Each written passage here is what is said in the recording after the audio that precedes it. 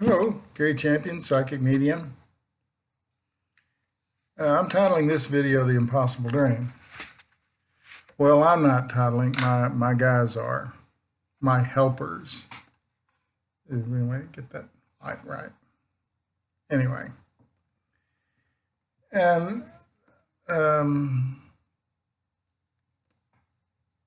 you hate to see someone give up on a dream. I hate to see it, and I see it a lot. As a medium, I talk to people a lot. And the only thing wrong with them is that they've given up. Everyone needs an impossible dream. Something maybe that isn't doable.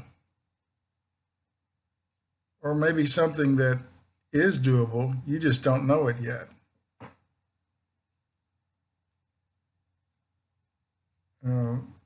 Life is full of impossible dreams. But for me to give up on a dream, I have to chase that a long time. 30 years once. Chased a dream for 30 years. And it worked out. It took 30 years. How many people are willing to do that? And sacrificed lots of stuff. A past. I had to give up on one dream to get another dream. This one was possible. This one I didn't think was. But not wanting to give up on a dream, I chased it for 30 years. I think sometimes we need impossible dreams to show us that often we don't grasp things.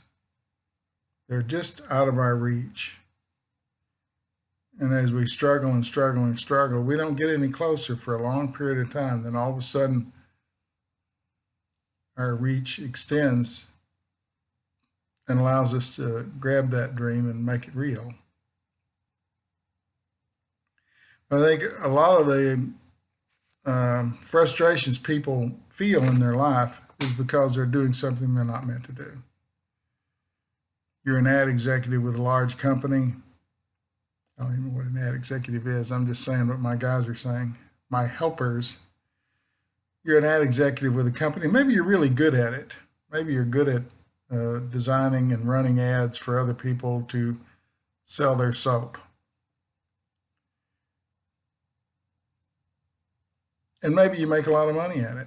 Maybe you have a nice big house, a nice big car. Let's say it's a big hole in here, though, because what you wanted to be was a guy who made surfboards. You wanted to have a little shack down on the beach somewhere where you actually made your own surfboards and surf early in the morning, late in the evening after work. Maybe that's what you wanted to do.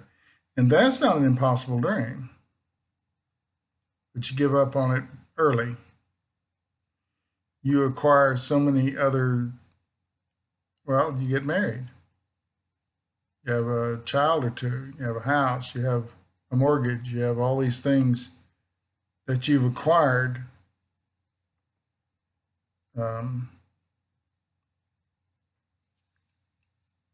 I've read for a lot of really, really rich people. I mean, billionaires, multi-billionaires. And there's always something in there that's lacking. Because they wanted to make surfboards, they ended up an ad executive for buying and selling stocks or some. I'm not saying that's a soulless career, but from a creative standpoint, it's not very fulfilling. And most of the people I hang out with are creative people.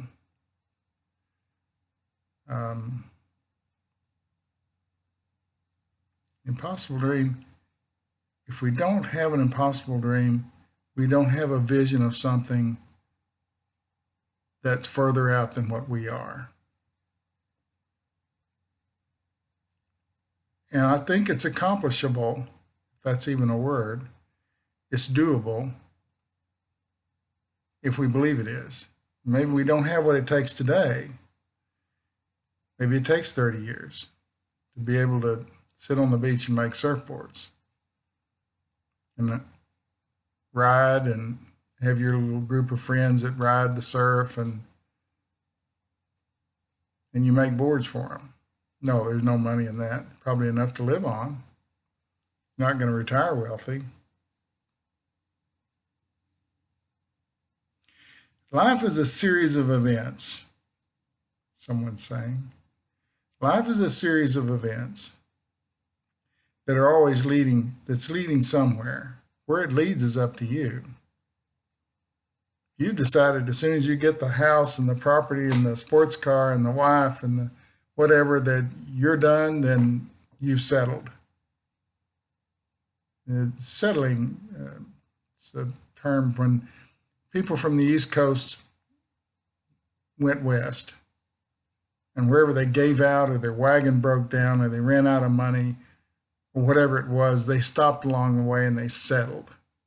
That means they were willing to take that space. Maybe they found a little piece of ground with a little water on it, and they said, okay, boys, this is it. And they settled. Then there's that guy that takes his Conestoga wagon. That's a real word. You can look it up. Takes his Conestoga wagon with his 4 mules. He goes all the way to the water, goes all the way to California, because that was his impossible dream. And a lot of breakdowns and issues and problems and a broken leg and sleeping in a wagon through the winter and all these horrible things, but he stuck with it until he got to that ocean, Pacific Ocean. And you know what I'd like to think he did? I'd like to think that one of the first things he did was build a pier out into the water, just to go further than the coast. And somewhere along the line, he made a boat, and he started going up and down the coast to see what was possible. So this guy settled, this guy went all the way to the Pacific Ocean and further. And then he's looking around for a new impossible dream. Maybe gold was discovered in California, and he took his mules and his family and he went down there and searched for gold.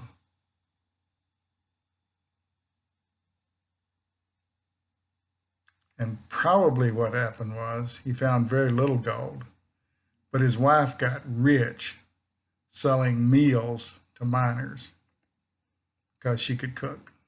Be the only one in the camp that could cook, and she could cook really well. She made all the money he lost. That'd be a good ending for me. So if you have an impossible dream and you're stuck someplace, don't give up on it. Park it in the garage. Don't let it go down the road. Don't let it go over a cliff or wipe it out of your memory, your consciousness.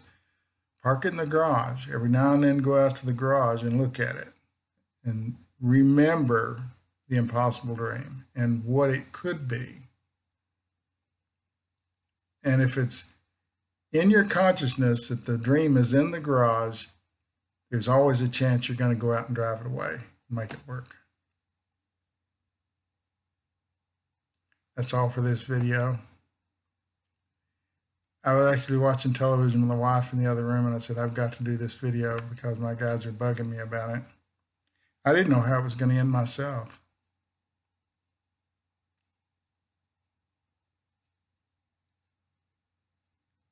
These videos are undefinable by me because I didn't create them. I'm just forcing them. I'm actually telling you things I'm hearing. If you have an impossible dream, clutch it tight. Make your knuckles turn white. Don't let go of it. Do what you've got to do, but at some point, go out to the garage, flip open the door, get in it, and drive it away. No fear, no regret, no anger. Thanks for watching.